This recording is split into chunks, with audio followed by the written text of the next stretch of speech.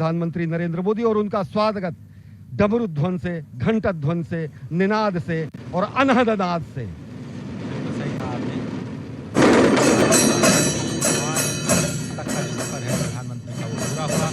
और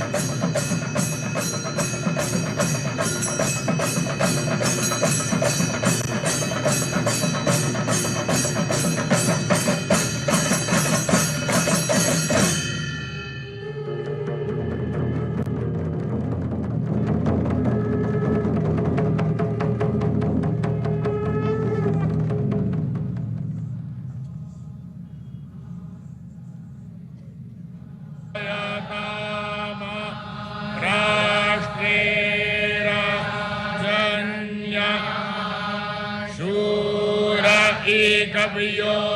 दिव्याधि महारथो जायतान् धेनुर्बोधा नड न संभवाय मयो भवाय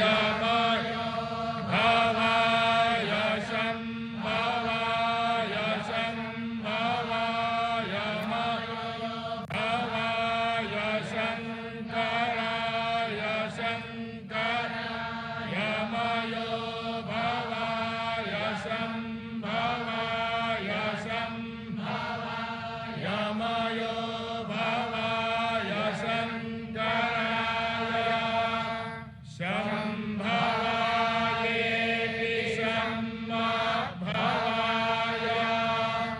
संभवाय शंकराय शंकराय मयो भवाय भवाय शंकराय मयस्कराय मयहतराय शंकराय मयो भवाय शंकराय मयस्कराय मयो भवायेति मयः भवाय शंकराय मयस्कराय मयहतराय शंकराय शंकराय मयस्कराय शिवाय शिवाय मयहतराय शंकराय शंकराय मयस्कराय शिवाय शंकरायेति संवत्सराय मयस्कराय शिवाय शिवाय मयहतराय मयस्कराय शिवाय शिवतराय शिवतराय शिवाय मयहतराय मयस्कराय शिवाय शिवतराय मयहतरायेति मयहतराय शिवाय शिवतराय शिवतराय शिवाय शिवतराय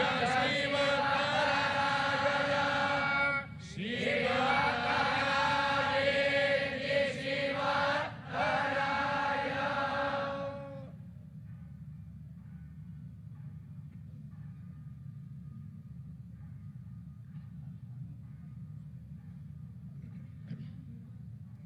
आनो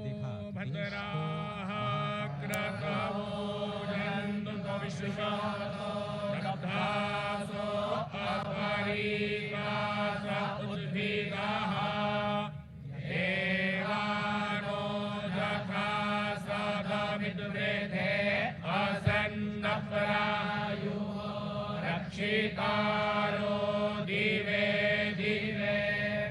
देवानां भद्रासु मतिर्रेजूयतां देवानाग्मुराभिरभिनो निवर्ततां देवानाग्मुसत्यमुपसेदिमाभयं देवान आयुः प्रतिरन्तु जीवसे तान्मूर्भयानि विदाहुमहे भयम् अगम्यताम्। सप्तर्षियों से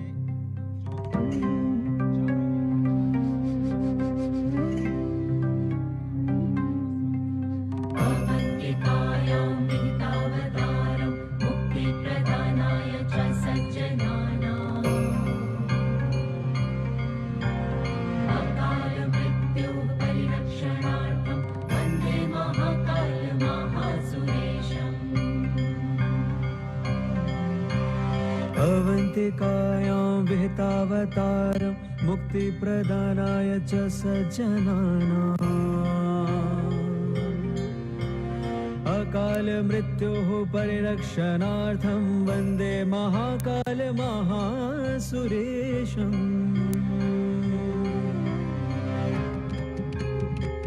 भोले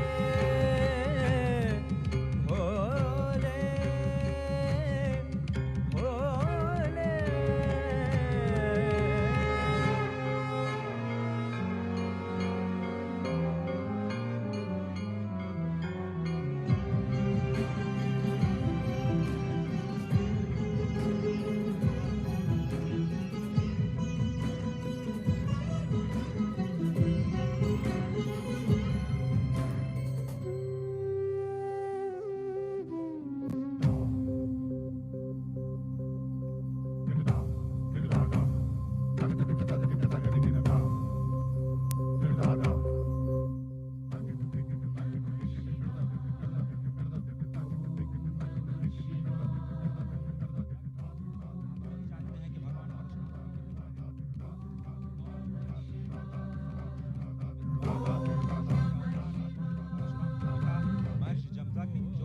सप्तर्षियों में से एक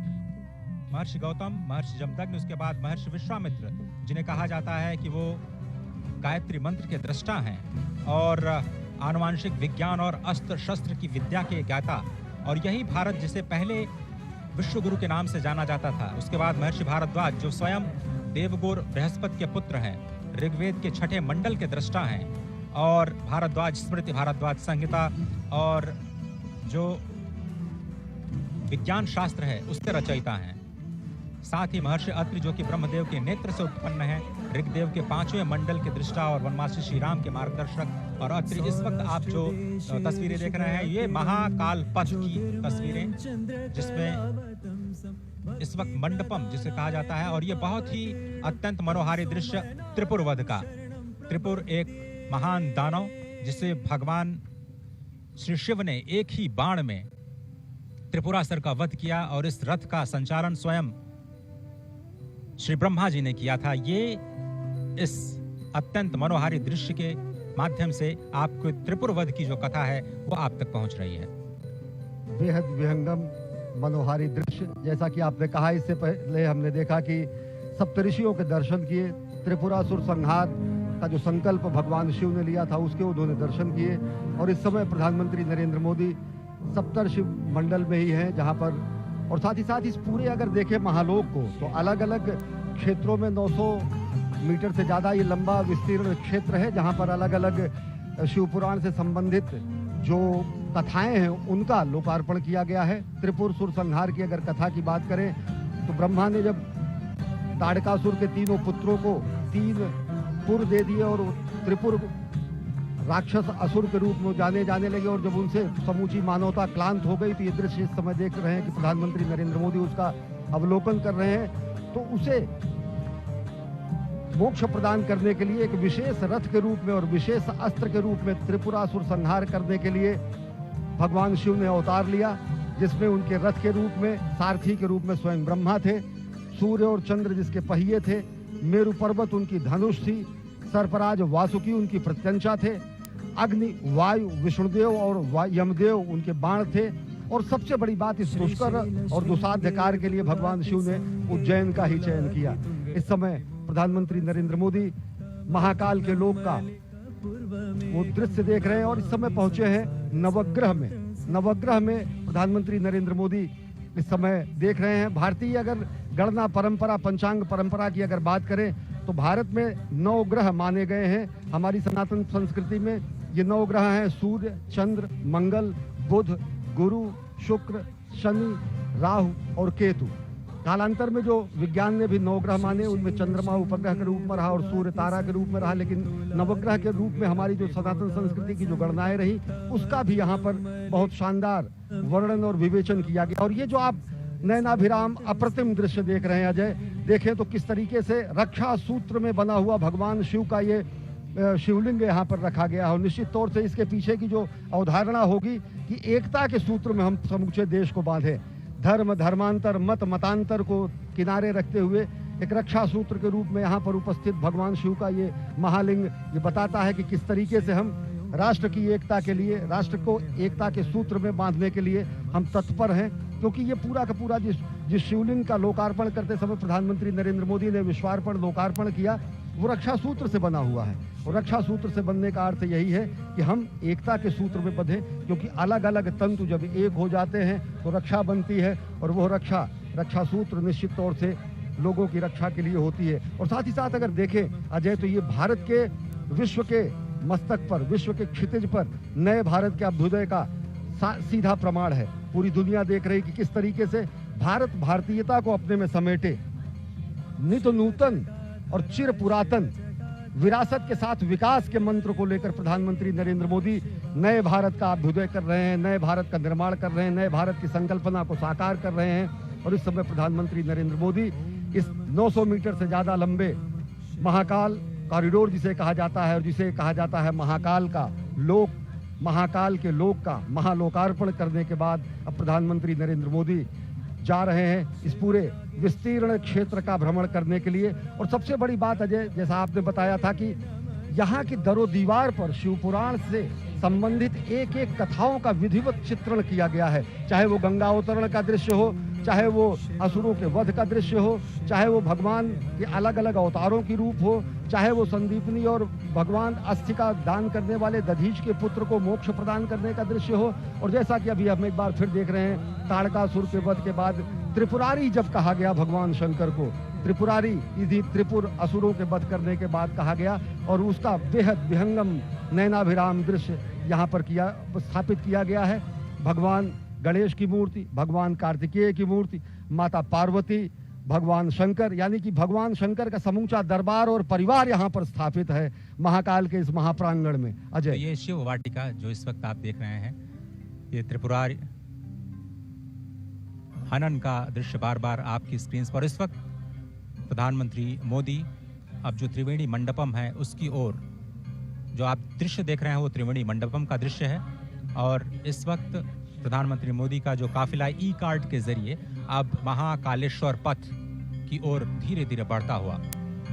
तो महाकाल लोक का लोकार्पण अब किया जा चुका है। और अब धीरे धीरे जिसे महाकालेश्वर पथ कहा जाता है, जो अब इस प्रथम चरण में जो नंदी द्वार हैं वहां से शुरू होता है, और ये 900 मीटर से ज्यादा लंबा ये पूरा का पूरा महाकालेश्वर पथ, यहाँ से आपको भगवान शिव के जो अवतार हैं, भगवान शिव की जो लीलाएं हैं, भगवान शिव के नाम, भगवान शिव के गुण, उनकी कथाओं का मंचन करते हुए आपको चित्रवृत्तियां दिखाई देंगी, जो आपको एक अद्भुत दुनिया में ले जाती हैं। और तकनीक का भी बहुत ही जबरदस्त इस्तेमाल यहाँ पर किया गया है, जिसमें अगर आपको इन वृत्त चित्रों पर जो कथाएं जिसे आप नहीं समझ पा रहे हैं, आप बारकोड के स्कैन के जरिए आप वहां तक पहुंच सकते हैं, और वहां की जो कथाओं को आप आसानी से तकनीक के माध्यम से उसके बारे में जान सकते हैं, उनके बारे में पढ़ सकते हैं। तो तकनीक का इस्तेमाल युवाओं को लुभाने की कोशिश सभी लोग सभी पर्यटकों को आकर्षित करने की कोशिश महाकालेश्वर पथ, और इस वक्त आप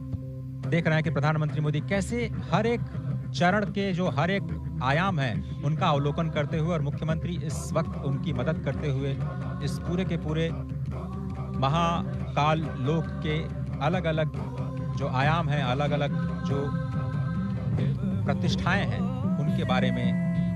बताते हुए, और इस वक्त आप देख रहे हैं कि धीरे धीरे वो महाकालेश्वर पथ की ओर जाते हुए अब यही पथ आपको सीधे महाकाल के मंदिर के मुख्य द्वार तक ले जाएगा, जहां पर आप अपनी पूजा अर्चना अपने तरीके से संपन्न कर सकते हैं। और अगर आप समझें तो ये पूरे के पूरे पथ में जो सुविधाएं हैं पर्यटकों के लिए वो विकसित की गई हैं, और मकसद यही है कि स्मार्ट सिटी के तौर पर उज्जैन को एक विकास दिया जाए, और केवल स्मार्ट सिटी ही नहीं बल्कि सांस्कृतिक शहर के रूप में भी उज्जैन को जाना जाता है। और जिस तरह से सभ्यता, संस्कृति, विज्ञान और तकनीक का एक अद्भुत और अनोखा संगम आपको इस वक्त दिखाई दे रहा है महाकालेश्वर पथ पर, जहां पर पैदल चलने की भी व्यवस्था है और ई कार्ड से भी चलने की भी व्यवस्था है। जिस तरह से जिस पथ से प्रधानमंत्री इस वक्त जा रहे हैं, कल से जनता के लिए खोल दिया जाएगा, और आम जनता कल से ही इस पथ का प्रयोग करते हुए चाहे तो पैदल और चाहे तो ई कार्ड के माध्यम से भगवान श्री महाकालेश्वर के मुख्य मंदिर की ओर जाने के सफर पर निकल सकते हैं, और साथ ही जो शिवलोक के कथाएं हैं उनको अपने आप में समाहित करने की प्रक्रिया को भी समझ सकते हैं, जान सकते हैं। निश्चित तौर से अजय अगर देखें तो ये अकल्पनीय दृश्य है। जिस तरीके से रुद्र सागर का पुनरुद्धार हुआ, जिस तरीके से रुद्र सागर को विस्तार दिया गया, जिस तरीके से रुद्र सागर का विस्तारीकरण करने के बाद सौंदर्यीकरण किया गया, उस तरीके से ये सही मायने में अगर देखें तो अद्वितीय है, अतुलनीय है, अप्रतिम है, अनुपम है। और ये जो छटा आप देख रहे हैं, इस समय देश देशांतर के अनेक मनीषी, महामंडलेश्वर और साथ ही साथ सनातन संस्कृति के ध्वजवाहक यहाँ पर साक्षी बन रहे हैं। महाकाल की इस धरती पर असंख्य देव और साथ ही साथ अन्य लोगों के साथ जो चराचर में व्याप्त है। निश्चित तौर से अगर देखें तो ये सनातन संस्कृति की धर्म ध्वजा का विश्व के पटल पर लहराने जैसा है। और साथ ही साथ अगर देखें तो ये एक स्वप्नद्रष्टा की साधना के सफल होने का परिणाम है। अजय देखें तो संकल्प से सिद्धि का परिणाम है। ये राष्ट्र सेवक की साधना का ये कर्मफल है, और साथ ही साथ कर्मयोगी प्रधानमंत्री नरेंद्र मोदी के दिशा निर्देशन में बना हुआ ये महाकाल का लोक आदि योगी को दी गई सही और सच्चे मायने की कार्यांजलि है। पुष्पांजलि अर्पित की उन्होंने अभी महाकाल के दरबार में, और अब कर्तव्य परायण स्वरूप में कार्यांजलि अर्पित कर रहे हैं सनातन संस्कृति के दिव्य प्रकाश स्तंभ के रूप में, जो कि महाकाल के महालोक के रूप में आज जिसका लोकार्पण किया गया है। एक और बहुत ही महत्वपूर्ण जानकारी जो मैं आप सभी के साथ साझा करना चाहता हूँ अश्विनी, वो ये कि आप इस वक्त जो दृश्य अपने टीवी स्क्रीन पर देख रहे हैं वो भारत का पहला नाइट गार्डन है। ये भारत का सबसे लंबा टेम्पल कॉरिडोर है, जिसे आप महाकालेश्वर पथ के तौर पर अब आज से जानेंगे। महाकाल लोक का ये महाकालेश्वर पथ इस वक्त भारत का सबसे लंबा कॉरिडोर, काशी कॉरिडोर भी आपने देखा, वो 300 मीटर करीब उससे 3 गुना ये जो लंबाई है। और इस वक्त जो दीवारों पर जो कथाएं चित्रित की गई हैं वो कैसे उकेरी गई हैं, और कैसे सभी संतों से, सभी महर्षियों से विचार विमर्श करने के बाद किन श्लोकों को वहां पर उद्धृत किया जाना है। और इस पूरे के पूरे जो आपको दीवार दिख रही है वो 25 मीटर ऊंची, उसमें आधे किलोमीटर यानी 500 मीटर का जो हिस्सा है वो शिव पार्वती के विवाह के संबंध से जुड़ी हुई कथाओं के लेकर के समेटे हुए हैं। और अजय, सबसे बड़ी बात आपने ये भी बताई, दर्शकों को अपनी रिपोर्ट में भी दिखाया कि किस तरीके से ये पुरातन और नवीन का संगम भी है। इन सभी भित्ति चित्रों पर उससे संदर्भित एक बारकोड लगाया गया है। उस बारकोड को कोई भी श्रद्धालु, कोई भी दर्शनार्थी आके उसको स्कैन कर सकता है, और अगर जब वो स्कैन करेगा तो सीधे वो वेब संजाल के वेब पेज के उस वेब पेज पर पहुंच जाएगा, जो कि जहां पर उससे संदर्भित कथा कही गई है। तो पूरा का पूरा शिव पुराण के पुरातन स्वरूप को नवीनतम रूप में व्याख्यायित करते हुए, और ये 108 स्तंभों की जो ये वलयावली है, जो ये अहोरात्र चलने वाला महायज्ञ जैसा है, जो असंख्य दीपों से सुसज्जित इस समय उज्जैनी है, निश्चित तौर से अगर इसका साक्षी बनने के लिए हम आप और साथ ही साथ ये समूचे सनातन संस्कृति के लोग धन्य हैं, क्योंकि ये एक तरीके से कायांतरण है। ये महालोक का निर्माण समूचे उज्जैन और उस परिसर का कायांतरण है, रूपांतरण है, जो नयनाभिराम स्वरूप में आप देख रहे हैं। अजय, तो स्वागत है आप सभी का भारत के पहले नाइट गार्डन में। इस वक्त जो आप तस्वीरें देख रहे हैं, श्री महाकाल लोक के नाइट गार्डन में भगवान शिव की लीलाओं पर आधारित ऐसी 190 मूर्तियां स्थापित की जानी हैं। 2 चरणों में ये कार्यक्रम संपन्न होना है। अभी तो सिर्फ पहला चरण पूरा हुआ है। स्मार्ट सिटी परियोजना के तहत उज्जैन को विकसित करने की ये जो योजना है, उसके दूसरे चरण का कार्य मार्च 2024 तक पूरा होने की संभावना, उम्मीद जताई जा रही है। जैसा कि अभी आपने सुना, 108 स्तंभ स्थापित किए गए हैं, जिसमें भगवान शिव और उनके गढ़ों की विभिन्न मुद्राएं बनी हुई हैं। और आप देखें, स्वयं महाकाल के रूप में जो लोक कलाकार हैं, और 750 से ज्यादा लोक कलाकार देश के अलग अलग हिस्सों से अपने कार्यक्रम का, सांस्कृतिक कार्यक्रम को प्रदर्शित करते हुए इस वक्त आपकी टेलीविजन स्क्रीन पर नजर आ रहे हैं। श्री महाकाल लोक में 18 फीट की 8 प्रतिमाएं हैं, जिसमें नटराज, भगवान शिव के पुत्र गणेश और कार्तिकेय, दत्तात्रेय अवतार, पंचमुखी हनुमान,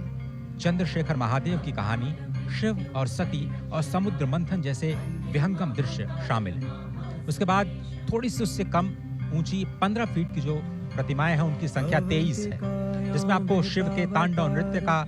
एक तरह से अवलोकन करने को मिलेगा। और ये जो आप देख रहे हैं मूर्ति, वो भगवान शिव के विवाह की जो झांकी है वो दिखा रही है। और इसके साथ ही जो मध्य प्रदेश की पारंपरिक लोक कला है, कैसे आप अध्यात्म के जरिए अपने आप को जोड़ पाते हैं, वो इसमें शिव नृत्य और शिव के विवाह के जो प्रसंग हैं, उनके माध्यम से भगवान शिव के लोक में आपको ले जाने की तैयारी करता हुआ ये महाकाल का लोक, जिसमें आप शिव नृत्य के साथ साथ 11 रुद्र, उनके महेश्वर अवतार, भगवान शिव के अघोर अवतार, ये आप देखें। विषपान, अमृत मंथन के बाद जो विषपान के दृश्य हैं वो आपको दिखाई दे रहे हैं। साथ ही जो अघोर अवतार के साथ साथ काल भैरव, शरभ भैरव, खंडोबा अवतार और वीरभद्र द्वारा किया गया जो दक्ष वध है, उसकी भी मूर्तियां आपको यहाँ पर स्पष्ट तौर पर दिखाई देंगी। शिव बारात आपने देखा, उसके बाद मणिभद्र अवतार, भगवान श्री गणेश और कार्तिकेय के साथ जो पार्वती, जिसका जिक्र हमारे साथी अश्विनी जी कर रहे थे कि शिव वाटिका का निर्माण किया गया है। तो यहाँ पर 4 वाटिकाएं बनाई गई हैं, जिसका हम आपको लगातार उसके बारे में बताते रहेंगे। और इस महाकाल लोक में 11 फीट की 17 प्रतिमाएं स्थापित की गई हैं, जिसमें प्रवेश द्वार पर आपने देखा भगवान श्री गणेश, उसके बाद अर्धनारीश्वर, अष्ट भैरव, ऋषि भारद्वाज, वशिष्ठ, विश्वामित्र, गौतम, कश्यप, जमदग्नि, जो आपने सप्तर्षि के जो मूर्तियां देखी वो शामिल हैं। बहुत ही अद्भुत जो प्रतिमाओं का दर्शन, और उसके साथ साथ जो भगवान शिव की जो शिवत्व का दर्शन है, वो आप कैसे दृश्यों के माध्यम से अपने आप में समाहित करते हुए भगवान श्री महाकालेश्वर मंदिर की अपनी यात्रा को धीरे धीरे आगे बढ़ाते हुए और अत्याधुनिक सुविधाओं का आनंद लेते हुए कैसे आप अध्यात्म के सफर पर चल सकते हैं और कल ही से इस योजना का या फिर कहें इस सुविधा का लाभ उठा सकते हैं, वो अब राष्ट्र को समर्पित हो चुका है। स्वागत है आप सभी का महाकाल लोक में, स्वागत है आप सभी का भारत के पहले नाइट गार्डन। ज्योतिर्मयं चंद्रकलावतंसं भक्ति प्रदानाय कृपावतीर्णं तं सोमनाथं शरणं प्रपद्ये। संकल्पना है, सही मायने में यहाँ पर इस समय धरती पर उतर आई है, और सब कुछ इस समय शिवोहम के स्वरूप में हो चुका है। न मे द्वेष रागो न मे द्वेष रागो न मे लोभ मोहो मदो नैव मे नैव मात्सर्य भावः न धर्मो न चार्थो न कामो न मोक्षः चिदानंद रूपः शिवोहम। अगर शिव को व्याख्यायित करने की कोशिश की जाती है तो कहा जाता है न वो द्वेष है, न राग है, न लोभ, और वह रूप जो सही मायने में आज देखें तो आज रुद्रसागर के तट पर, पुण्य सलिला क्षिप्रा के तट पर, उज्जैन नगरी में इस समय विलक्षण क्षण के हम सहभागी बन रहे हैं। हम देख रहे हैं ये नयनाभिराम दृश्य, किस तरीके से कायांतरण हुआ है, किस तरीके से रूपांतरण हुआ है, किस तरीके से कलेवर बदला हुआ है। और सही मायने में अगर देखें तो अगर एक सशक्त नेतृत्व होता है, स्पष्ट दूरगामी लक्ष्य होता है, अगर दूरदृष्टा का संधान होता है और संकल्प होता है, तो तो ये प्रमाण है कि किस तरीके से संकल्प की सिद्धि होती है। अजय, प्रधानमंत्री सफर को नरेंद्र जारी मोदी के रखें। दिशा निर्देशन में ये पूरा का पूरा निर्माण कार्य किया गया है मध्य प्रदेश सरकार द्वारा। आप इस सफर को जारी रखें। सिर्फ मैं एक छोटी सी जानकारी आपके साथ और अपने दर्शकों के साथ साझा करना चाहता हूं। ये जो नाइट गार्डन आप देख रहे हैं, ये अद्भुत इसलिए है क्योंकि ये आत्मनिर्भरता की कहानी है। ऐसा इसलिए क्योंकि इस पूरे प्रांगण में सौर ऊर्जा से संचालित करीब 450 किलोवाट ऊर्जा का उत्पादन होता है जी। और इससे करीब जो 80% विद्युत का उत्पादन या जो उपभोग है, जो इस वक्त आप देख रहे हैं नाइट गार्डन में किया जा रहा है, वो यही के प्रांगण में जो सौर ऊर्जा स्थापित की गई है 450 करीब 450 किलोवाट के संयंत्र के द्वारा 80% जो हिस्सा है वहीं से आ रहा है। इसलिए मैं कह रहा हूं कि ये आत्मनिर्भरता की कहानी है और पूरे विश्व तक इस कहानी को ले जाना इसलिए जरूरी है क्योंकि भारत सक्षम है वो करने में जिसकी कल्पना आप कर सकते हैं, जिसके बारे में आप सोच सकते हैं। और आप देख रहे हैं कि मलखम्ब, अजय इसके बारे में बताएं, पूरा का पूरा कितना ये विलुप्त होती है हमारी विरासत थी और जिसको पुनर्जीवित करने का कार्य प्रधानमंत्री नरेंद्र मोदी ने किया। और ये बहुत ही अद्भुत, ये माधव न्यास संचालित जो मलखम्ब की पूरी प्रक्रिया है वो आप इस वक्त देख रहे हैं और यही इसी संस्थान का जो छात्र हैं, छोटे छात्र हैं, वो राष्ट्रीय स्तर पर अपनी एक अलग पहचान भी बना चुके हैं और यहाँ के कई जो छात्र हैं वो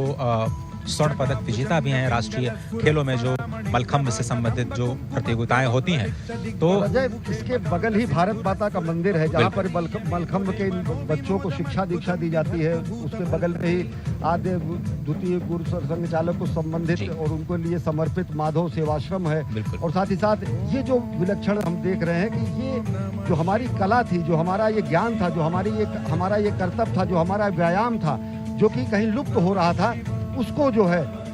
पुष्पित पल्लवित संवर्धित और स्थापित करने का प्रयास प्रधानमंत्री नरेंद्र मोदी ने किया। और देख रहे हैं आप भारत माता का मंदिर, जो कि महाकालेश्वर भक्त निवास भी यहाँ पर है और महाकाल के प्रांगण से ही सटा हुआ ये भारत माता का मंदिर है। निश्चित तौर से अगर देखें तो 2 ही मंदिर हैं, या तो हरिद्वार में भारत माता का मंदिर है या फिर उज्जैन में भारत माता का मंदिर है। हम उस संस्कृति के हैं अजय, जो हम कहते हैं कि माता पृथ्वी पुत्रो अहम, माता पृथ्वी है और हम उसके पुत्र हैं। हम ऐसे उस सनातन संस्कृति के हैं जो हम कहते हैं कि हम अपनी जन्मभूमि को माँ के सदृश मानते हैं। हम उस संस्कृति के हैं जो ये कहते हैं कि जननी जन्मभूमिश्च स्वर्गादपि गरीयसी। हम उस सनातन संस्कृति और भारत भूमि की पूर्ण भूमि के हैं जो कि ये बताते हैं कि जीवन का क्षण और शरीर का कण राष्ट्र के लिए समर्पित होना चाहिए। और इन्हीं ध्येय वाक्यों को आगे लेते हुए और राष्ट्र निर्माण के प्राण प्रण से जुटे हुए इस राष्ट्र साधक के संकल्पना के साकार होने का आज दिन है, स्वप्न दृष्टा के स्वप्न के साकार होने का दिन है। ये विहंगम दृश्य खुद बताता है कि किस तरीके से पूरा का पूरा इस परिसर का कायांतरण हुआ है, रूपांतरण हुआ है, दिव्य अलौकिक छटा मिली है। अजय, कुमुद सरोवर का दृश्य आप देख रहे हैं और जिस तरह से हमने पहले कहा कि यहाँ पर जितने भी विद्युत का उत्पादन किया जाता है वो पूरे के पूरे इसी प्रांगण में प्रयोग किया जाता है। ऊर्जा के उत्पादन के लिहाज से 80% आत्मनिर्भरता प्राप्त की जा चुकी है और बहुत ही समझना इसलिए भी आवश्यक है एक और बात कि सुरक्षा की दृष्टि से भी जो तकनीक का इस्तेमाल इस पूरे प्रांगण में किया गया है वो अभूतपूर्व है। 24 घंटे यहाँ पर विशेष सर्वेलांस कैमरों के जरिए निगरानी की जा रही है क्योंकि इसमें बहुत बड़ी संख्या में लोग आने वाले हैं। अगर आप देखें जो नंदी द्वार है वहाँ से करीब 20,000 लोग एक साथ प्रवेश कर सकते हैं। महाकाल के परिसर में अगर हम समझें तो हर घंटे 1 लाख से ज्यादा लोग महाकालेश्वर के दर्शन कर सकते हैं। इतने लोगों पर निगरानी रख पाना बहुत ही मुश्किल कार्य होता है और इसीलिए हम कह रहे हैं बार बार कि आर्टिफिशियल इंटेलिजेंस का इस्तेमाल करते हुए एक बहुत ही उन्नत और अत्याधुनिक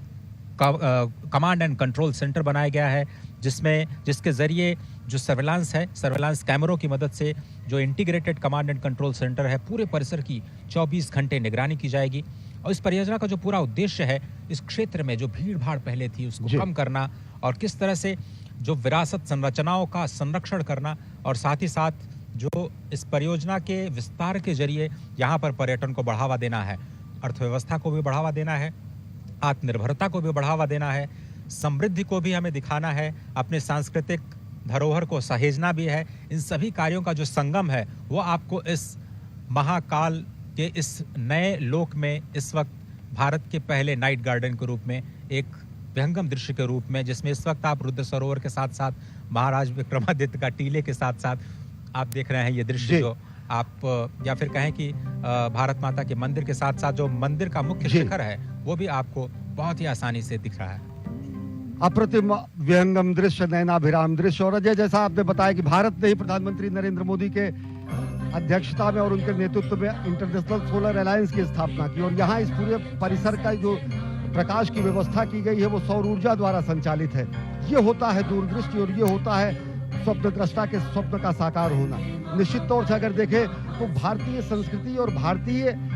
जो संस्कृति के पुनर्स्थापना का जो ये संक्रांति काल है, इसको इस रूप में देखा जा सकता है। वास्तव में ये सांस्कृतिक पुनर्जागरण का काल है। हमने वो दौर भी देखा जब भारत भारतीयता के नाम से लोग मुंह छिपाते और मुंह चुराते हुए भी शासन करते हुए लोग दिखे, लेकिन आज गर्व से सबको अपने में एक रक्षा सूत्र के रूप में समेटे हुए भारत भारतीयता का जयगान और जय घोष करते हुए विश्व के पटल पर एक नए भारत का अभ्युदय हो रहा है, और वो प्रधानमंत्री नरेंद्र मोदी के सबल सशक्त नेतृत्व में हो रहा है। निश्चित तौर से दुनिया देख रही है भारत के नए शक्तिबोध को, दुनिया आज देख रही है भारत के नए सौंदर्य बोध को, दुनिया देख रही है आज भारत के नए अभ्युदय को। और निश्चित तौर से अगर देखें तो भारत भारतीयता को भारत भारतीयता को किसी धर्म विशेष के रूप में नहीं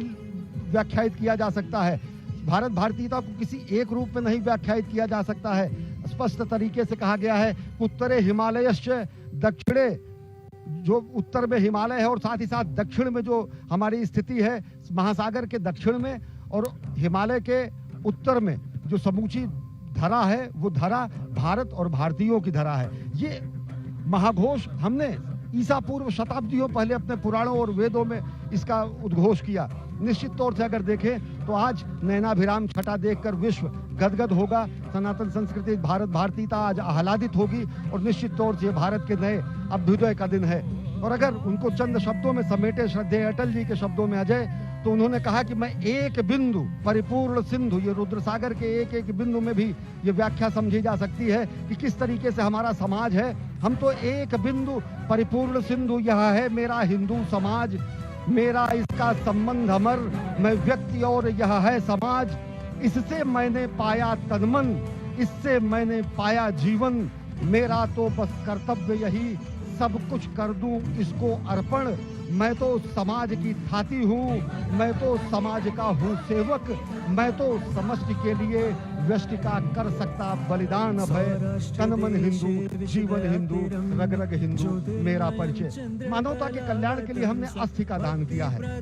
समष्टि के कल्याण के लिए व्यष्टि का बलिदान करना हमारी परंपरा रही है। समष्टि के कल्याण की प्रार्थना और अभ्यर्थना करनी हमारी सनातन संस्कृति का मूल बिंदु रहा है। और आज महाकाल के इस दरबार से, महाकाल के इस महालोक के लोकार्पण और विश्वार्पण के बाद दुनिया देख रही है कि किस तरीके से भारत और भारतीयता विश्व पटल पर नए स्वरूप में अभ्युदय हो रहा है। उसका नए नेतृत्व, सबल सशक्त नेतृत्व में भारत और भारतीयता जगत गुरु बनने की तरफ अग्रसर है। अजय, सीधा प्रसारण आप उज्जैन से देख रहे थे। इस दृश्य को क्या कहा जाए, नयनाभिराम